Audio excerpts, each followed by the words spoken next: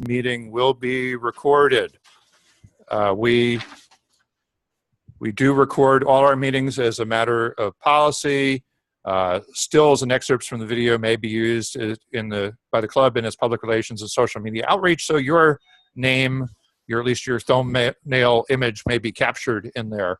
So if you don't like that, this is your opportunity to run away screaming. Most video is really shared within the group as a member education tool, but we do use some for promotions as well. We want to welcome you to Online Presenters Toastmasters.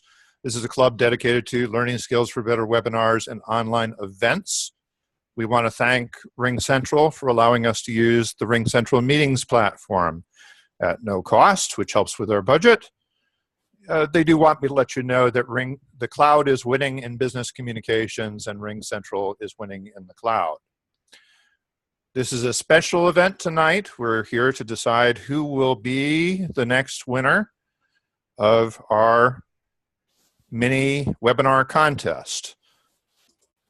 We recommend that when you're in an online meeting that you be conscious of the sound that you generate. Mute your mic when it's not your turn. So that control is in the lower left-hand corner of the screen. You can also unmute yourself. So the meeting host will have the power to mute everybody, which sometimes just simplifies things in terms when we can't track down where background noise is coming from. In this online meeting format, you can either go to a gallery view where you see everybody, or you can focus on the person who is speaking. So generally, when the contestants start, you'll want to be in that speaker mode. And it's important for the contestants to watch the time, particularly in a contest. So take a moment to locate the correct thumbnail image of the person who is serving as timer so you know when you're running out. For those of you who are visiting, our format is we encourage people to come to at least 2 meetings as a guest before they sign up, and also to understand that this is an advanced club. It's not for absolute beginners, although we do have a way of voting people in who don't meet our default requirements.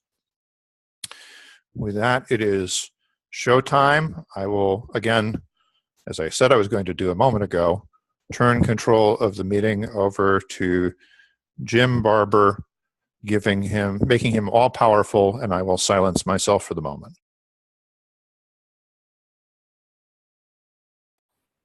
Thank you, David. I love power. I will try to exercise it responsibly. Welcome, everybody, to the second semi-annual, or perhaps quarterly, it remains to be seen, Online Presenters Webinar Contest. This is not a formal, sanctioned Toastmasters contest, but since we are an online club concentrating on video communications, it's rather natural for us to have a webinar contest, and that's what we're doing this evening. Now, since presenting full-blown webinars would be impractical, we're going to have our contestants, to provide mini webinars, 6 to 8 minutes long, and this will allow, the extra time will allow for some Q&A or audience interaction.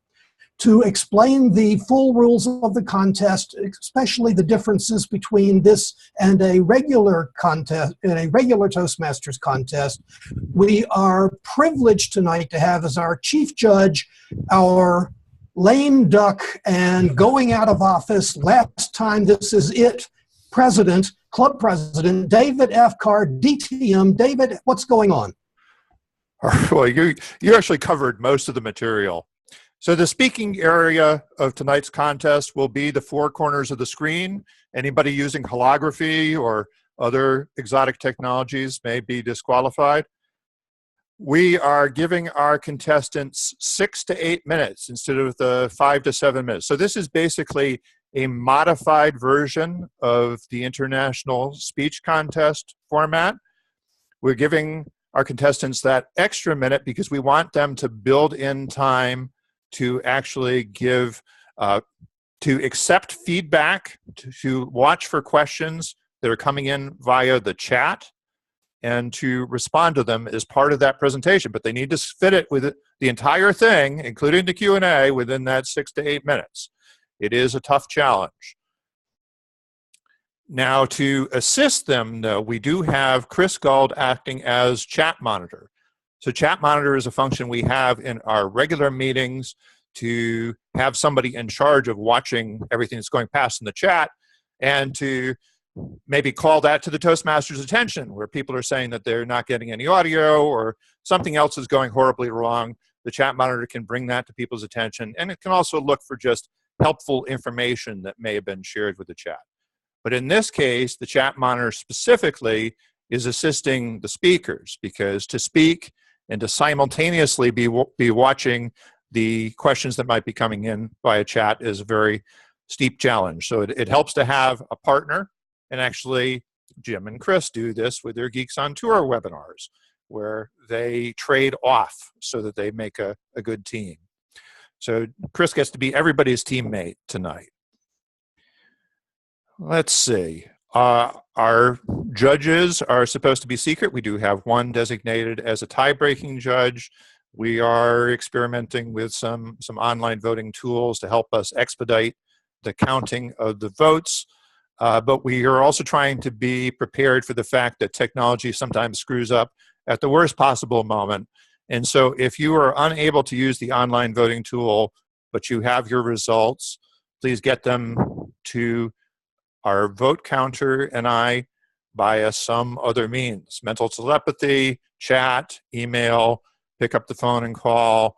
We'll work it out one way or another. Elaine, would you like to introduce yourself and say what you're planning on doing tonight as our ballot counter?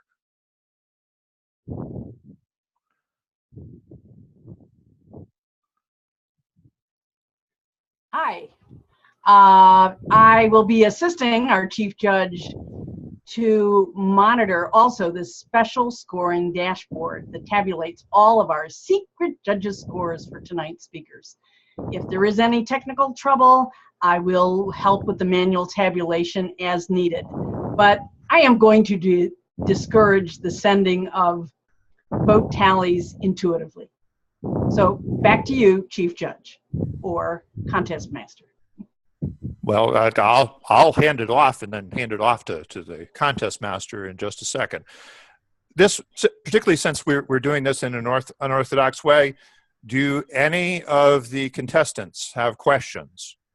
Do you understand what you need to do and the time in which to do it? Okay. I see nodding. Jim Barber, please take it away. Oh, I'm sorry. I do see a question from Dr. Andy Byrne. Yes? You indicated that we're going 6 to 8 minutes to accommodate questions and answers or interactive. Is the prepared speech 5 to 7 and then the extra time used for something else? It's entirely up to the speaker. They can choose, if they're watching the chat themselves, they can respond to things in the course of their presentation. They can pause in the middle. It is up to them to decide, but it's a very limited amount of time to do with. It's up to them to decide how best to use that amount of time. Mr. Contest Master. They can choose to just say, are there any questions? And I will respond from having watched the chat. That's correct, right. So Chris is authorized to break the silence, speak up, and help them out. Are we set? Great. Thank you, David. And let's get started. Again, it's been posted in the chat, but if you missed it, the order of the contestants are first Norman Dow, then Monica Tucker, then Lois Margolin, then Carol Prahinsky, and then Viviana Vijaya. Vijaya? It'll take me a little while, sorry. And we will have a 1-minute pause in between each speaker so that the judges can mark their ballots or do whatever amuses them at that particular time. And I think that's pretty much all we needed. Prior to speaking, if the speaker needs to tag the timer or do anything else to do setup, please let me know so that we won't actually start timing until you give me the word. So our first speaker is Norman Dow. Norman, are you ready to go? Yes, I am. Alrighty then. Allow me to introduce Norman Dow, Communicate to Change. Communicate to Change, Norman Dow. Thank you.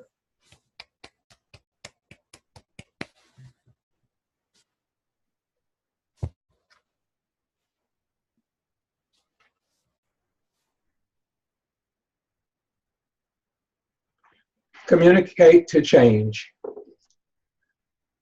There are normally 3 speaking goals that we have when we stand in front of an audience or even on a webinar. They are to motivate, which is to inspire activity, to encourage someone to do something, to inform, which is to transmit information, or to change, to actually light a fire under someone, not light a fire, but to make a transformation in our audience. I'm going to focus this evening on change, communicating to change. Well, how do we promote change in our audience?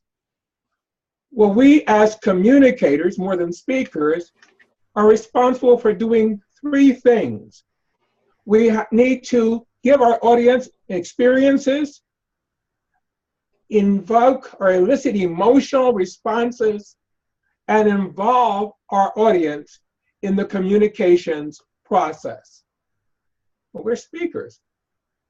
How do we do experiences? The answer is story. But story, not performing a story, not telling a story, but performing a story. We are like actors or actresses in a one-person show without the benefit of props that use whatever we are big enough to do in order to have our people enter in to the story that we are telling. We want to aim at emotions and aim at, these senses, the sense of smell, touch, feeling, fear.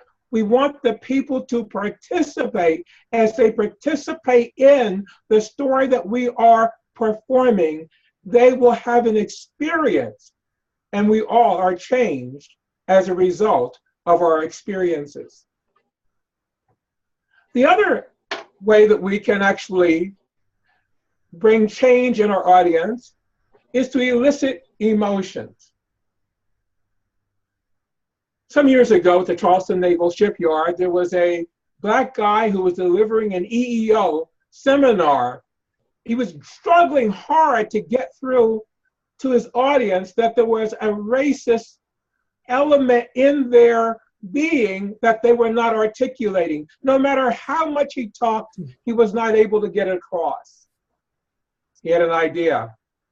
He had a white lady who was his assistant, and they conspired to elicit emotion. He turned around and French kissed her in the middle of the presentation. All of a sudden, all the latent racial hostility boiled up.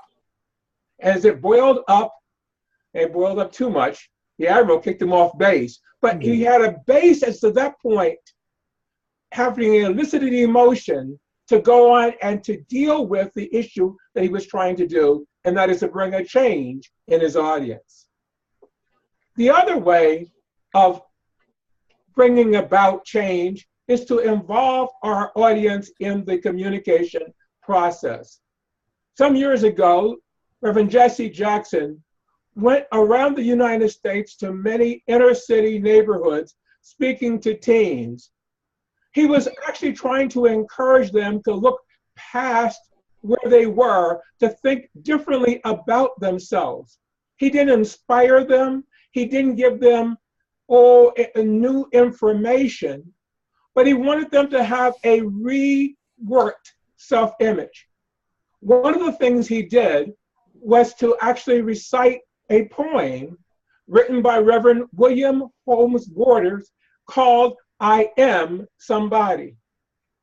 You know, I would actually invite you to go along with me if you want. You can unmute yourselves, and when it's in the red, go along and say, I am somebody. Let's go together. I am somebody. I am somebody. I may be poor, but I am somebody. I may be young, but I am somebody. I may be on welfare, but I am I somebody. am somebody. I may be small, but I am somebody. I may make a mistake, but I am somebody. Somebody. My clothes are different. My face is different. My hair is different, but I I am am somebody. I am black, brown, white. I speak a different language, but I must be respected, protected, never rejected. I am God's child. I am somebody. Somebody. The young people that heard this walked away having been changed. No more information, no motivation, but a different self-concept. Fellow Toastmasters, I encourage you, communicate to change. Madam Chat Monitor, are there any questions? Well, I do have one. What is the difference between communicating to change and versus motivational speaking? Motivation wants people to act. Change is trying to transform the person. The question that comes out of motivation is, well, what do you want me to do? Like in the case of Jesse Jackson, he wanted them to think differently about himself. No specific action, just to change the way they perceive themselves. And how did you come up with the ideas for communicating to change? Like your example, I am somebody. It actually comes from a book by Dr. Harold Mitchell. He's written about preaching. And one of the different things that's happening in a black pulpit versus the normal white pulpit is that quite often the traditional black preacher is trying to motivate a change in his audience and not inform his audience. So I'm using some of the information that came out of Black Homiletics. Anything else? How do you deal with people who are too shy to get involved? Well, if there is something like right now, what we did together, everybody is together. It's not pointing out an individual, but everybody collectively can say, well, like I am somebody. It's not an individual that's pointing out. So you don't have to be shy. Everybody is actually doing it. Okay. Fascinating. Okay. Thank you, Norman. Thank you, Norman. We will now have 1 minute to, I would say, of silence, but let's just say everybody muted, for our judges to mark their ballots or whatever they're doing electronically. Everyone else, just amuse yourselves for a few moments.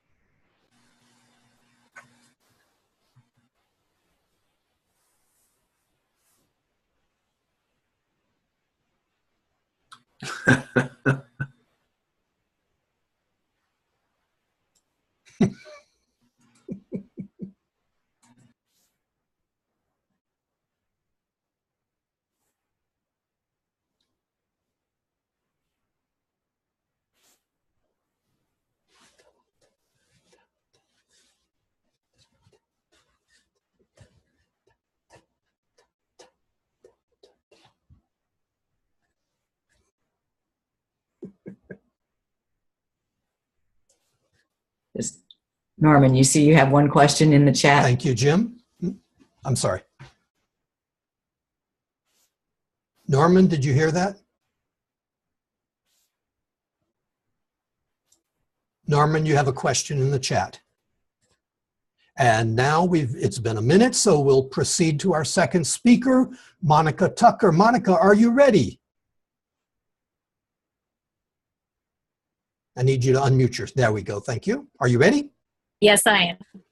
Yes. Please welcome our second presenter this evening, Monica Tucker, Living the Dream. Living the Dream, Monica Tucker. Fellow Toastmasters, guests, the biggest adventure you can take in life is to live your dreams.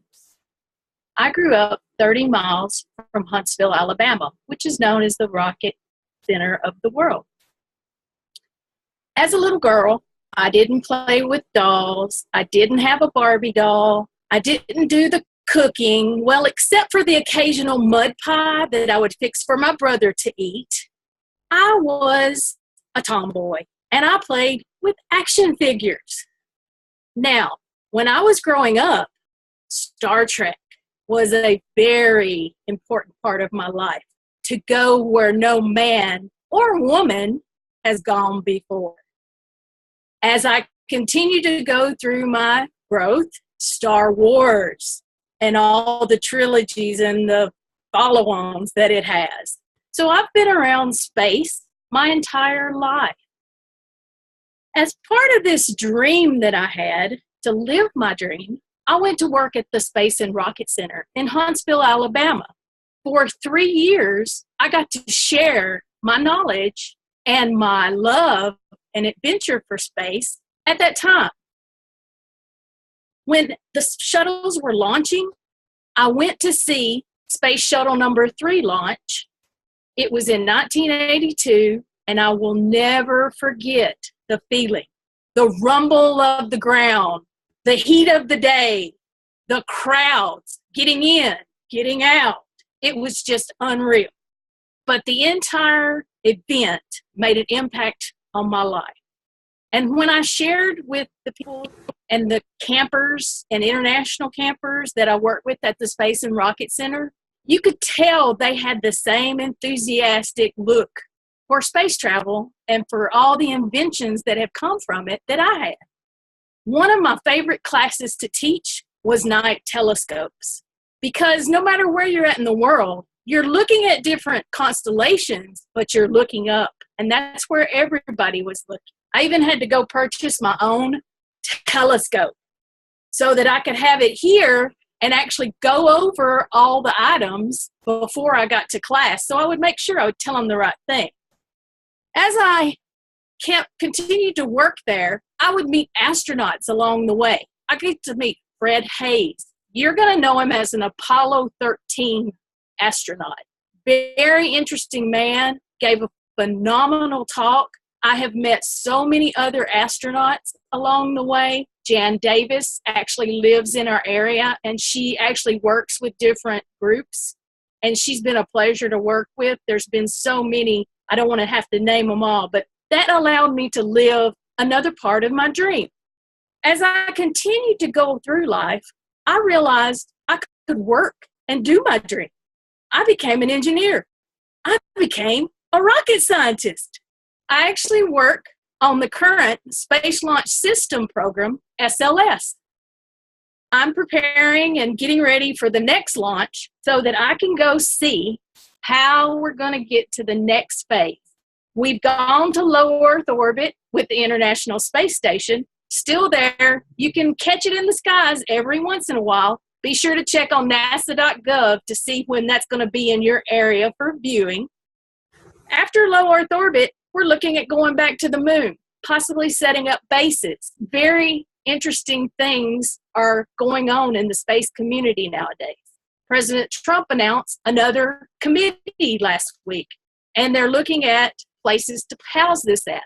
I'm very excited that Huntsville was recommended as one of the sites. I do hope this comes to fruition for us. After that, on to Mars. The trip to Mars is over 6 months, given if they're in the right time of the year. And once you get there, getting back might be a little less of an advantage for you. People that go on this mission are going to be very dedicated, and they have quite a bit of work ahead of them before they get there. But part of my job and part of my dream, to live my dream, is to help us get to that next level. And I know we do it as the United States, but we do have international countries that are involved with this, and they play an important role in our future as well. So again, I'll leave with you, the biggest adventure you can take in is to live the life of your dreams. Mr. Contest Master. There are some questions if you'd like. Sure, absolutely. So, Monica, do you have a favorite star constellation? My favorite would probably be Orion. It's easy to spot in the sky with the belt. I really love that. It's easy to teach all ages where to find that. Also, the dippers, you can't go wrong. Depending on what season you're in is what orientation you're going to look for. So that's always a favorite as well. And how can we encourage more girls to become engineers and rocket scientists? I actually have given several speeches in schools for that exact reason, so that they see that it's not only a man's world, that there are women out there. Star Trek, it was Lieutenant Uhura. For this generation, we have several different role models we can go to. And I love to point that out to them, that just because it used to be a man-dominated field, it's not anymore, that we can do anything we want to do. Did you encounter resistance from your male counterparts?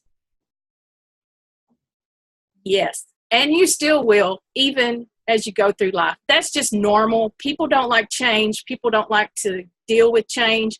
You just have to educate them, and when they know you're an authority on a subject, then they will understand and respect your position. Still a couple more. Do you see entrepreneurs like Elon Musk playing an active role with NASA in the future? They already do. They actually have direct meetings, and NASA controls all the launches, so there's direct interaction there now. And Dr. Burns says, looking forward to Mars coming close to Earth on July 27. It'll be another 15 years for Mars to come to this close. Monica, how accurate is the application Sky for identifying the constellations? I love that app. It's very good to use, and I actually tell people about it when I teach them night telescopes, because you can actually see not only what's in our northern hemisphere, but what's in the southern hemisphere as well. So for the people down under, we could see your star constellations, and for everybody down there, you can actually see what our constellations are in the night sky. How wonderful. Thank you so much. Thank you, Mr. Contest Master. Thank you, Monica.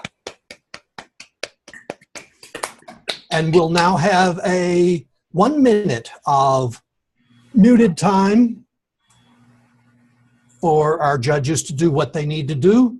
Everyone else, let's play a game of charades.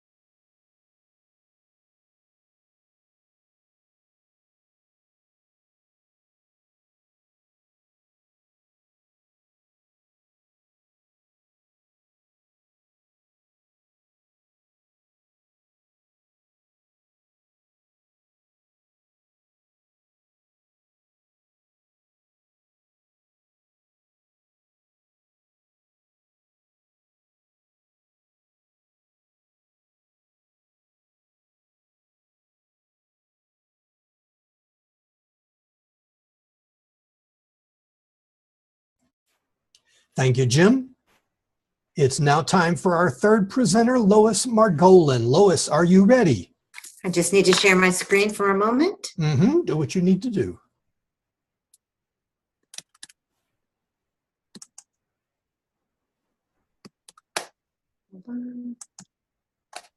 Okay, I'm ready. All right. My fellow Toastmasters, please help me welcome our third presenter this evening, Lois Margolin. 9 steps to successfully coach a club. 9 steps to successfully coach a club. Lois Margolin. Who here has ever coached a club? There's quite a few of us.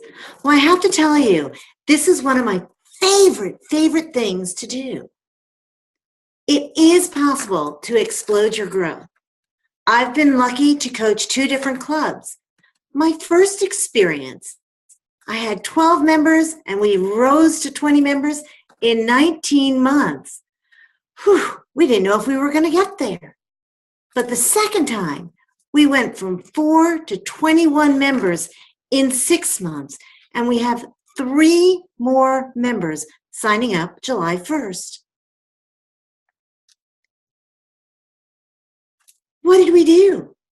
Well, first off, we made sure the other coach and I looked at all the different coaching materials that is out there. We then went ahead and had a planning meeting with the president to make sure that we were a good fit, that we are both on the same page and recognize that we are a team. It is not one against the other. And lastly, we used the Toastmaster International Troubleshooting Guide to identify strengths and weaknesses. From there, we took it a little bit further and we said to ourselves, what can we do? One of the most important things about a meeting is to respect the timing of your guests and your members. The worst thing you can do is end your meeting 15, 20 minutes late. Your members and your guests don't appreciate that, and they're not going to want to stay. The other thing we did was we made sure that we would end the meeting on time. That we would have a regular meeting. For instance, it's a traditional Toastmaster meeting where you have 3 speeches, 2 table topics, and 3 evaluations. Lois, are we supposed to be seeing slides? Oh my gosh, you're not seeing my slides? No. Oh dear. Okay. Can you see anything? Hold on a second. How about now? We see you. You see me. Okay. Well, that certainly didn't work. We see you, Lois. Lois. How about now? Nope. Seeing you on the green screen. Okay, well then I'm just going to keep going at this point. So basically you have 3 different, you have your 3 speeches, 2 table topics, and 3 evaluations. And you might be thinking at this time, wow, what happens if we're going to have somebody cancel their speech? Because that will happen. That's okay, because that is the time when you actually want to step back and say, it's time for us to think outside the box. We also make sure that we tell all of our attendees and our guests that we are a club in coaching mode. Now, you might be asking, what does that mean in coaching mode? Well, it actually means that we do things outside the box. The last Tuesday of every month, we go ahead and make sure that we have a workshop with a special guest speaker. We make sure that we think outside the box and have unique table topics. And last but not least, we make sure that we are building a community. Still doesn't make sense to some of the guests, so we explain. Here is what thinking outside the box and having a special presentation can do. Tomorrow, we are going to have a special guest speaker. The speaker is going to be using imagery throughout their entire speech. We then have 4 distinguished Toastmasters that will allow us to break up into 4 different groups. And for 20 minutes, each group is going to practice how to build a story with imagery. When it's all over, we're going to break the room in half. We'll take 1 person from each group. This half of the room is going to close their eyes and they're going to listen and see with the words, can they actually build a picture? This half of the room is going to watch intently and see if with the body, can you build a picture? That is a workshop that is interactive that people will enjoy getting involved in. What about table topics? Well, remember I was telling you that if a speaker didn't prepare or wasn't ready, you want to think outside the box? This is it. I had 8 different table topic products. What does that mean? For instance, last week, I had 4 members and 5 guests. Uh-oh. We had to quickly scramble and figure out how to do something different. What I ended up doing was had all of the guests give a table topic. Once they sat down, we all helped to evaluate the guest. Each guest walked away with something. Are you all 5 join that night? How about another type of table topics? Fairy tale table topics. Have you ever put Goldilocks on trial? Wow, you have the 3 bears, you've got the prosecutor, the defendant, Goldilocks. Everybody can have a role. There's lots of different ways to run table topics. You just have to be a little. And lastly, we are building a community. The last Tuesday of every month, we make sure we all go out to dinner. And since it's also the night that we have our special workshop, we can all chat about what did we learn, what was so cool about that? What could I have done different? Oh, I wish I had thought of this. And that's what it's about. It's all figuring out how to work together to bring the community together as one individual group. My fellow Toastmasters, if you have never coached before, I encourage you, take the mantle. Make sure that you look at all the Toastmaster information and have a game plan, and you too can succeed and get the membership up to the 20+ members and be incredibly successful.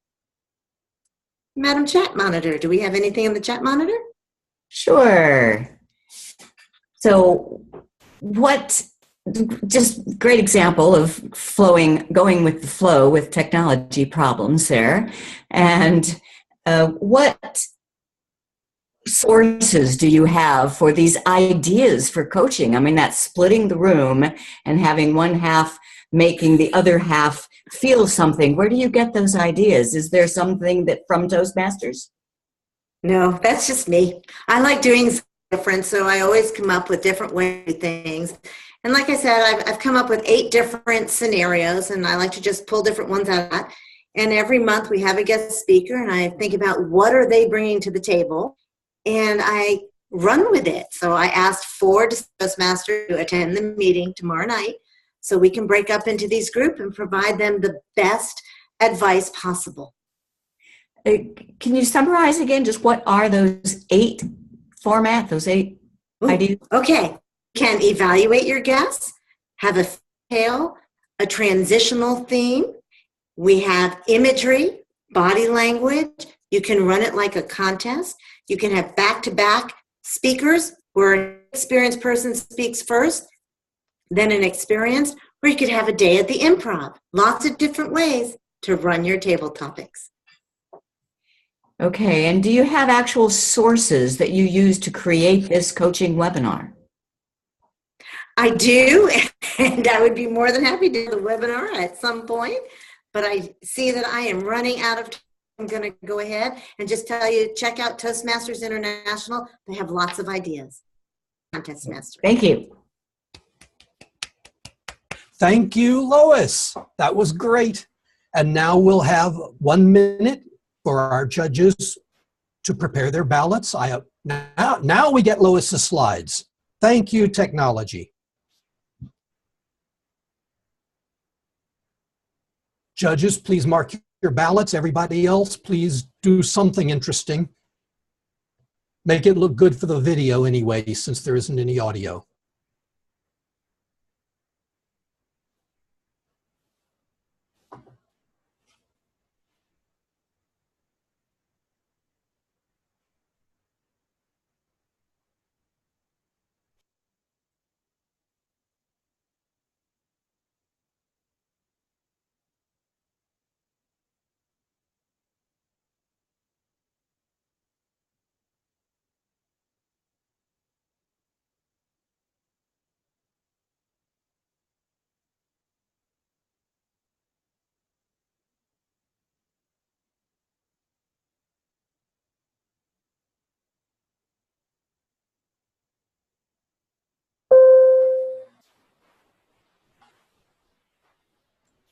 Thank you, Jim. Our 4th presenter is Carol Prahinsky. Carol, you look like you're ready. Are you? Hello? Yeah. Yes, sir. Okay. Then, our 4th presenter this evening, Carol Prahinsky, Negotiation Tactics. Negotiation Tactics, Carol Prahinsky. Thank you, Jim Barber. It's a pleasure to be back online with you tonight. Negotiation tactics. This is the area that so many people, you too, get excited and scared about when we negotiate. Some people think that negotiation is really, really scary, and these are some of the reasons why. Tonight, I'm going to explore it. Why? Not to scare you, but when you understand it, you will be stronger because of it. You will be able to recognize when somebody's pulling this tactic on you, and then because you know about it, it won't have power. You will be stronger because of it. So what exactly is a tactic? A tactic is a tactic is an action or strategy carefully planned to achieve a specific end. In other words, we're planning in advance what we're going to do when we pull this tactic out of our hat and apply it to some negotiation that we have that we're going to try to get the winning advantage. Now, when we look at negotiations, we covered this already, but we have a couple different bargaining styles, and all of us may fall into any of these boxes at certain points of certain negotiations. Tonight, however, we're going to focus in on this box. This box is low on cooperation, but high on assertiveness. In other words, we are competing to win, and we don't care if they lose. We don't care. We want to win. Okay, so relationships here don't matter. All right, so how do we, what type of tactics do we have? We have lots of tactics out there. I'm not going to go into all of them. I'm just going to focus in on a couple. But no, there are hundreds and hundreds of tactics. And when you learn these tactics, they lose their power with you. So let's start with one. It's called the high ball. And when we are traveling in China, one of the things you want to be really careful about is when somebody approaches you with this gorgeous high top sneaker and says, how would you like to buy this for $20? $20, that's it. And you're thinking, my God, is that how much it is? That's kind of expensive. And you say, well, no, I don't think I'll buy it for $20. And so you cut down the price just by saying no. And so they come back and they say, well, how about 15? And you say, no, I really don't need sneakers.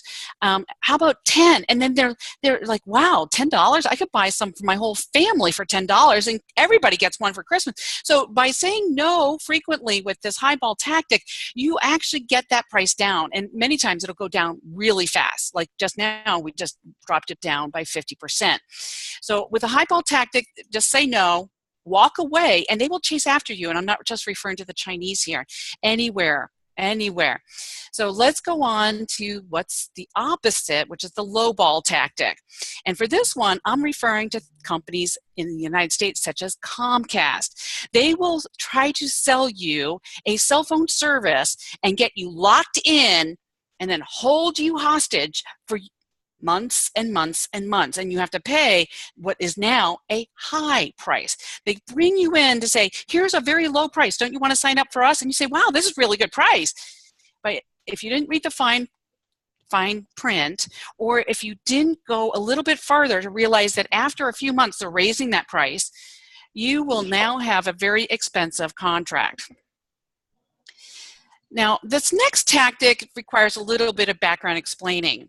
In my classroom, I have an overhead projector, and that overhead projector had some problems one day. So I called maintenance before class and said, we're having a problem with our projector, and they'll send somebody over. So partway through class, I had somebody come over, they fixed the projector, and then I said, oh, by the way, can you fix that clock too? That clock over here, it's always at the wrong time. That's called the nibble. So we have a contract undergoing, an agreement going on that he will fix the projector, and I add something extra to it. It's a little thing, but it adds to that workload. Be careful when you do this, but it can be extremely powerful. So if somebody is nibbling on you, just learn to say no. Nope, that's not part of our agreement. I'm afraid I can't do that. And this is where you have to be firm. All right, now let's go into this last tactic. This last tactic is called the flinch.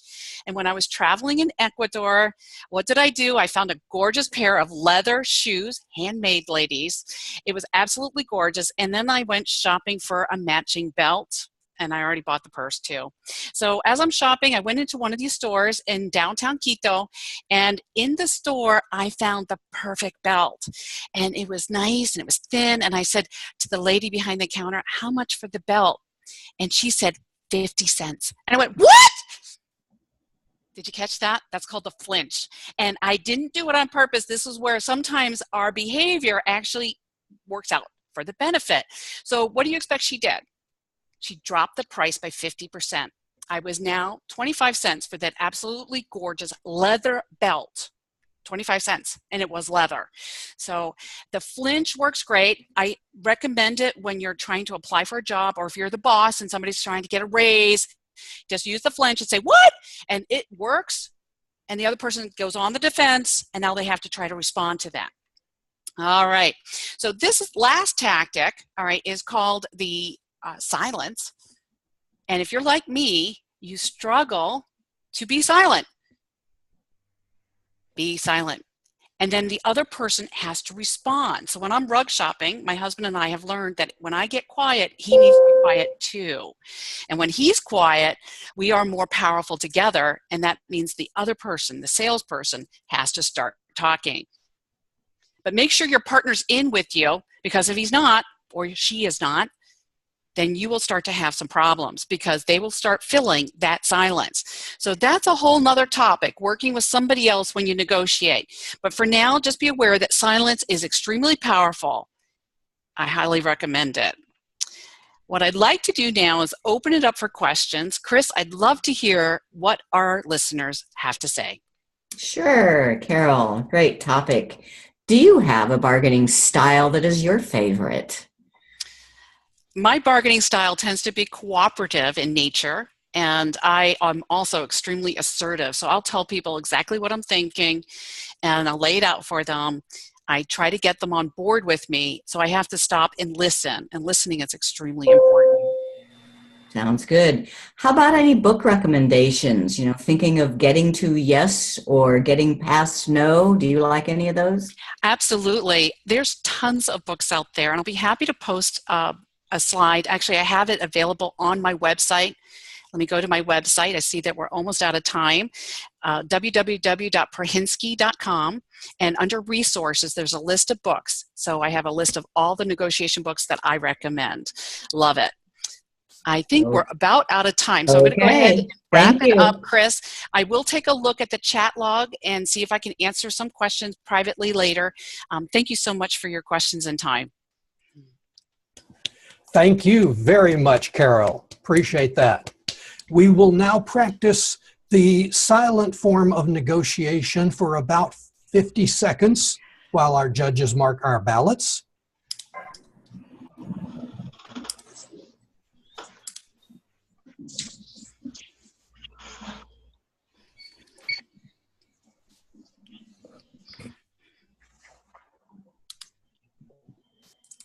Just to take it away from Viviana so that she doesn't feel.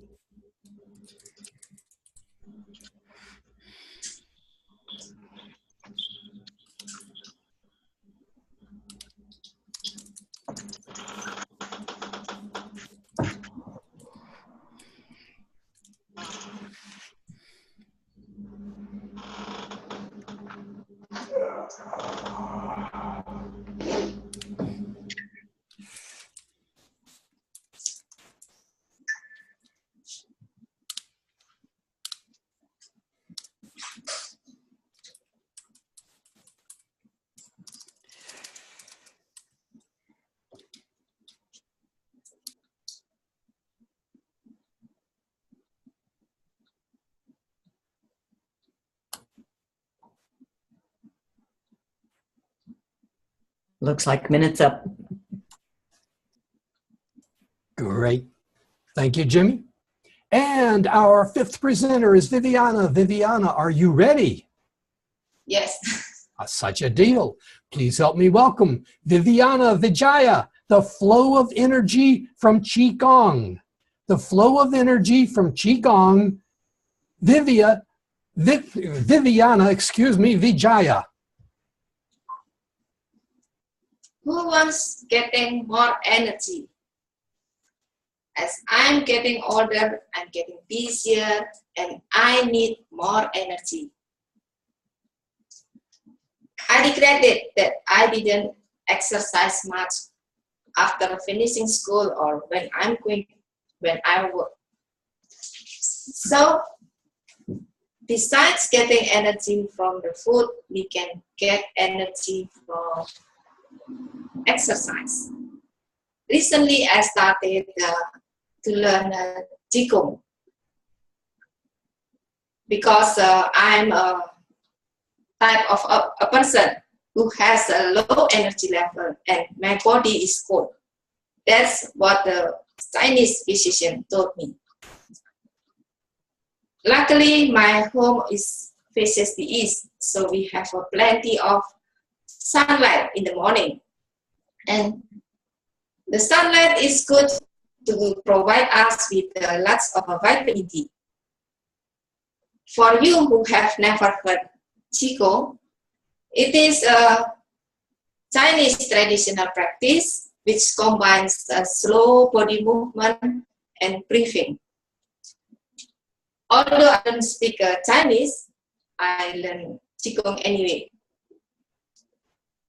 So the benefits of Qigong is to promote the flow of energy, and also thus it improves the overall health. Even Taoists and Confucian believes that Qigong can awaken awareness and to provide calmness. So today I'm going to demonstrate some Qigong exercise, and I will invite you to follow along with me if you are free. So do you know that our hands have a healing power? And each Qigong exercise has some unique name.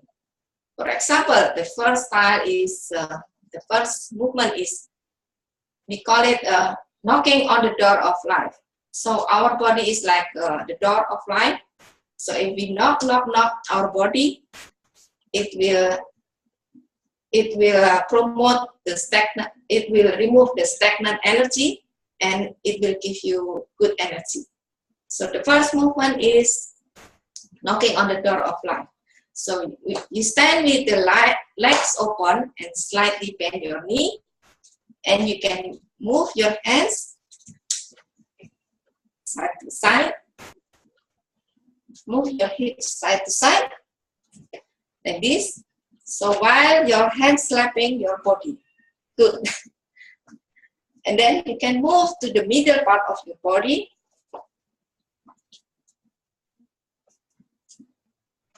And move to your chest, knocking your chest. This is good for your lung and your heart. And knocking on your shoulder. This is said to be good for helping you to make a decision. And that is the knocking on the door of life. Now I'm going to demonstrate the second movement. It's called drawing the heifer. So we stand with the legs wide open and slightly bend the knees, and with your hands hanging like this. You know that your hands can draw energy from your surrounding like a suction cup. So you can move your hands up and inhale the good energy, and move your hands in front of your face. This is to exhale the energy. Move in, inhale, and exhale. So you draw good energy, inhale, and exhale the energy that you don't need. So that is the second movement. And the third movement is, I call it the Qi massage. Sometimes we like to go for massage, but if you don't have time to go for massage, you can do massage on your body by using the clench of your hands. You can massage like this, or by slapping your hands on your body.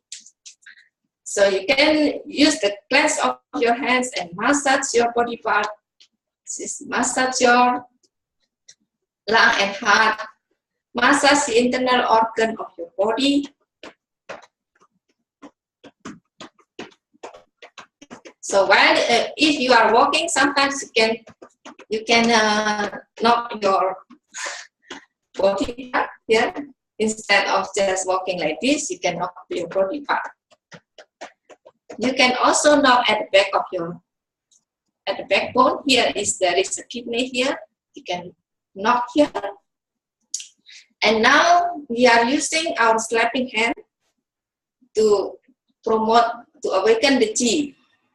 So we can start from our shoulder and slap the outer part of our hand. This is called yang meridian, and this is slapping the inner part of your hands. You can repeat it 3 times.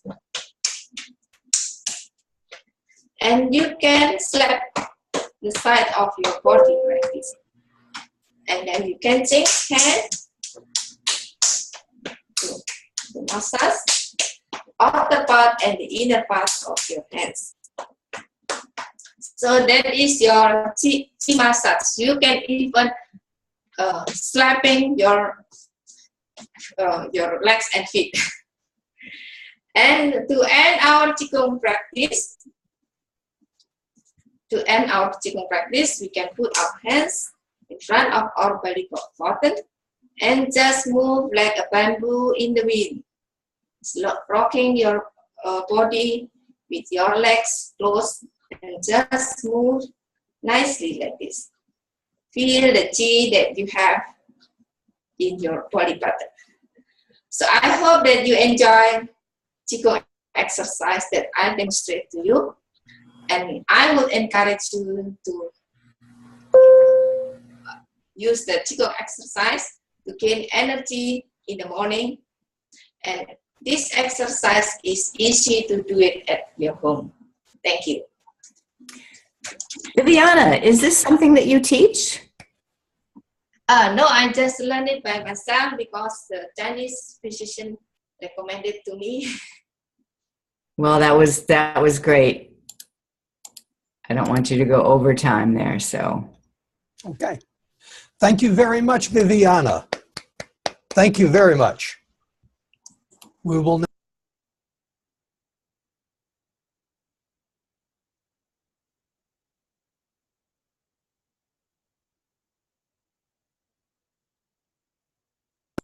and then sorry about that. For the next minute, judges, mark your ballots. Everybody else, please stick around because we've got an exciting treat for you.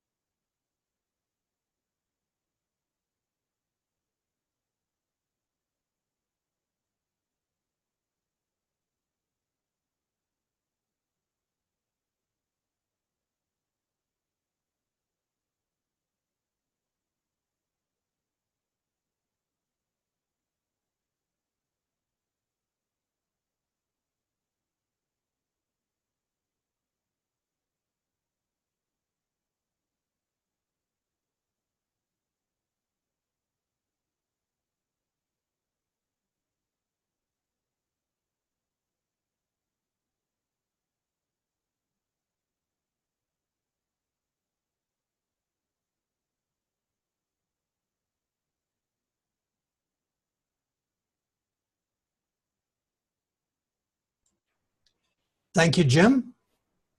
And thanks to all of our presenters.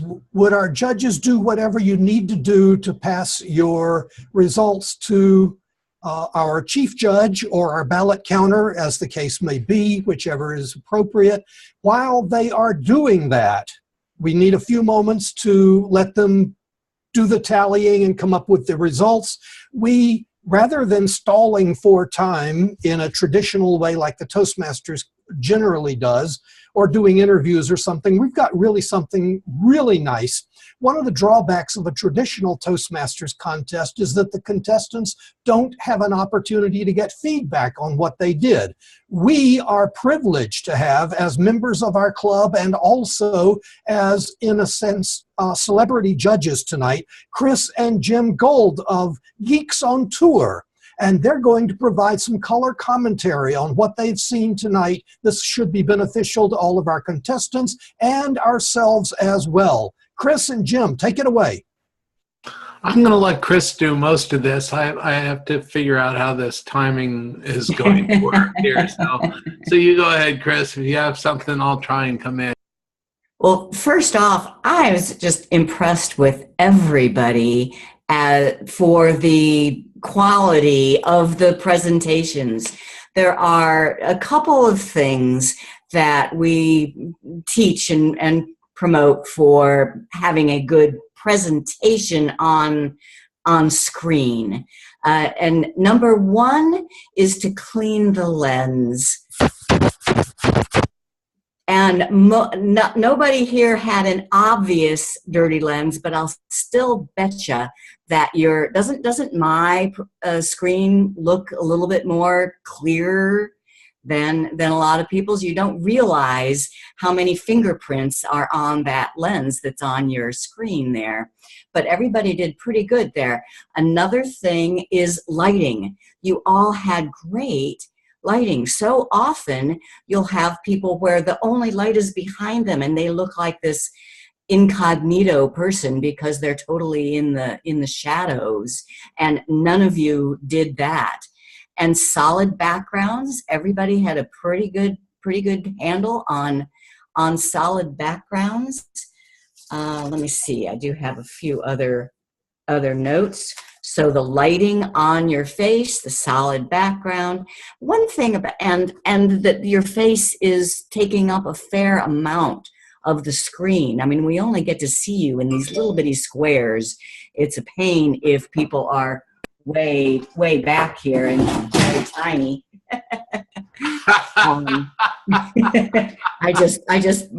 My set just fell apart here.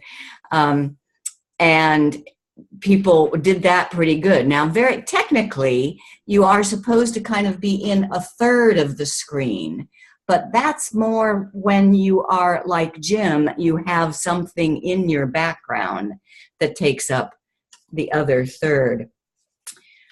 Let me see. So each speaker, Norman, your presentation was great. Your slides were perfect. You were very engaging, talking about stories and eliciting emotions and how you involved the audience. That in the speak and repeat, or that was very instructive.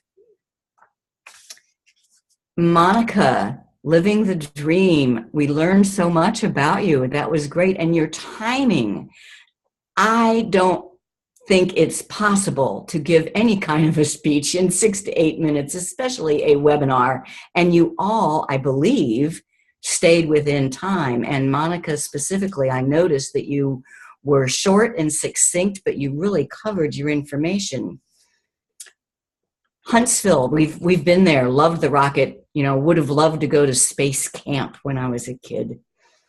And just, you were very, very engaging. I'm not sure that it was a webinar, though. I felt like we got a little bit more of kind of an icebreaker on you, but I thoroughly enjoyed it. Lois, 9 steps to successfully coach a club, something that we all are interested in, how that works. She was perfect in teaching us what to do when your technology doesn't work. You go on anyway. The show must go on.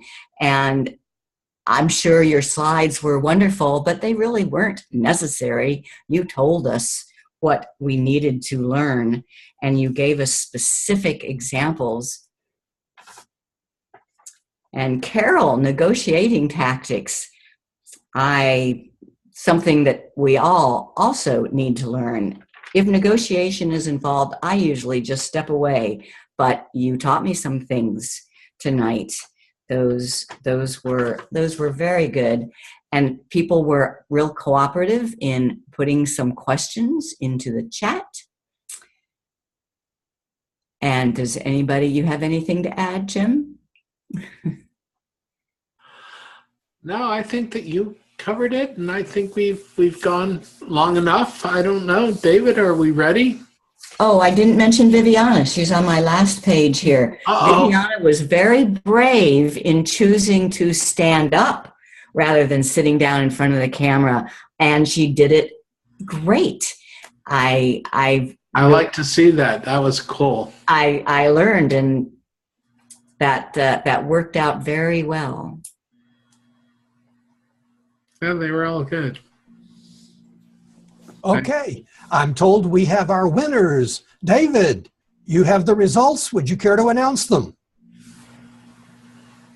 You know, actually, Mr. Contest Master, let me stall for just one moment because I have a... Feel free. I'll be right back. All righty. While he's stalling, I'll stall. Jim and Chris, thank you so much. Those were great tips. I love the feedback that you gave everybody on the contestants. By the way, also, just kudos to the contestants. I was in the first contest, and so I can speak. This is a stressful experience. It is something that I applaud everybody for stepping up and doing. That was really good. I'm really pleased with everybody. They did great. I lost track of David. I don't know. There he is. Okay. Nope. Still not there. Anybody else have any comments about the contest? This is your opportunity. Well, I just wanted to say how stressful this timer job is for I was using David's website, and it really does work well. And I practiced a little bit beforehand, but I wasn't used to doing the 1 minute but everything is there. But now I kind of understand it, and then I didn't send it off right away, so I didn't realize that I had to go down there and push a couple of buttons and click a checkbox. But it all worked. It was great. While we have a spare moment, Mr. Contest Chair, can I, as somebody who had nothing to do here tonight except sit and watch, have to say that I have found an amazing amount from all of our speakers tonight. I've got some specific tips for coaching a club, which is something that I'm doing for the first time this year. I got some great lessons about Qigong, which is not quite the same as Tai Chi, and that was also excellent for somebody who is a diabetic, because I have to say that Qigong and Tai Chi is particularly useful for type 2 diabetics. Don't ask me why, it just is apparently. I got something out of every one of the webinars tonight, and my membership has paid for itself tonight on its own. Thank you, Graham. And following up on Jim's comment before, everything is easy if you know what you're doing. It's when you're doing it for the first time or the second time or the third time, something like that, that it becomes a problem. So I applaud everybody for stepping up to assist tonight in doing things. The timer, the ballot counter, everybody that was involved. It can be a stressful situation when you're doing it for the first time or even not the first time, but this is why we're coming to online presenters, is to learn and to grow. And I think we have some results. I'll turn it over to David. Yes, I'm sorry about the delay. My sound coming through? I can't tell whether I'm... Yeah, you're on. Yep. All right, thank you. So, big question. Who will be the #1 webinar contest winner tonight? Mini webinar contest. Well, in third place, we have Viviana. Yeah, unmute, please. We should have the roar of the crowd here at the end.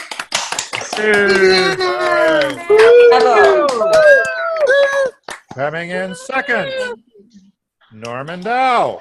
Norman! Yay! And coming in first, Carol Prahinsky. Hey, Carol. And I should note that I didn't have to even change the slides that much because number 1 and number 2 are the same as last time. And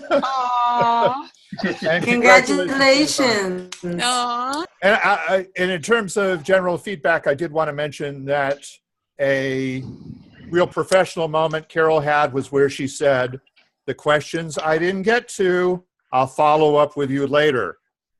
If you're doing something that is a marketing-oriented webinar, what a great opportunity to follow up with people with some extra value add for them specifically to answer their specific question.